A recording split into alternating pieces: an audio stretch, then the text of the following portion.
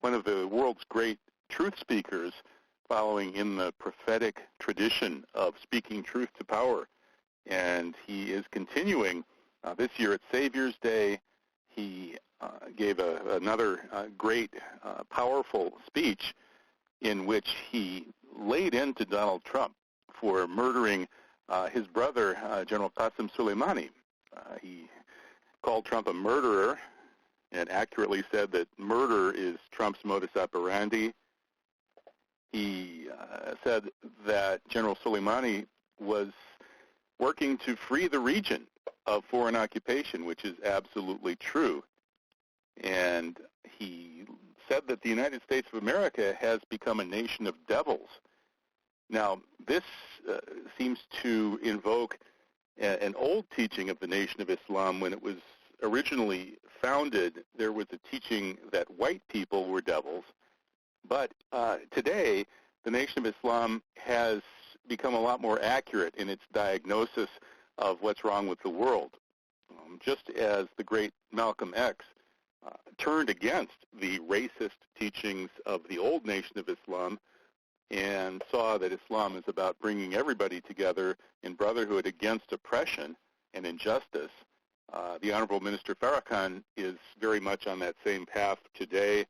He has been speaking truth to power about all kinds of very, very important, sensitive issues. He's been a leading voice of 9/11 Truth. He's repeatedly supported the architects and engineers for 9/11 Truth. And he is calling it the way he sees it, which is the way it really is. And, of course, the enemies of truth here in the United States, the devils that he's referring to, are not happy with this.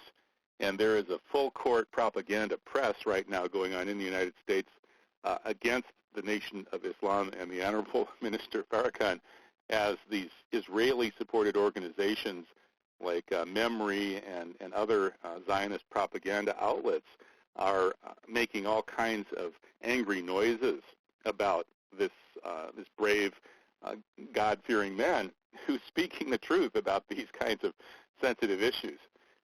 It's a very interesting time to live in the United States. As Minister Farrakhan says, we really have become more and more of a nation of devils, where we have pornography in the Super Bowl halftime show, where we are sending soldiers all over the world to murder innocent people and steal their goods, where our CIA is the world's biggest drug trafficker. That's, of course, the reason that the United States has occupied Afghanistan for the past almost 20 years. And, of course, we could go on and on about these crimes, but clearly a psychopathic, diabolical, satanic element has seized increasing power here in the United States, and they cemented their power with the September 11th false flag operation almost 2 decades ago. And the Honorable Minister Farrakhan has been one of the few people telling the hard truths about this. And for that reason, he's both extremely popular among those who are awake and alert and understand what's really happening in the world, and he's extremely unpopular among the Zionist, neoconservative, professional liars, propagandists, and criminals who run this country. So God bless Minister Farrakhan. God bless him for calling General Soleimani his brother. God bless him for calling the Libyan leader, the late Colonel Gaddafi, his brother.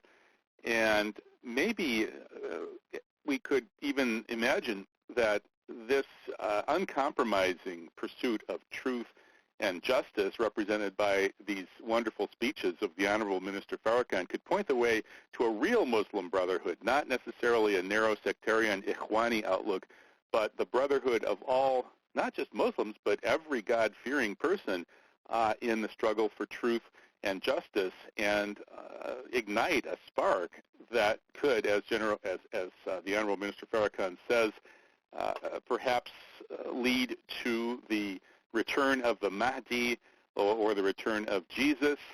Both events are essentially the same thing, eagerly awaited by all God-fearing Muslims and Christians and everyone else who wants truth and justice.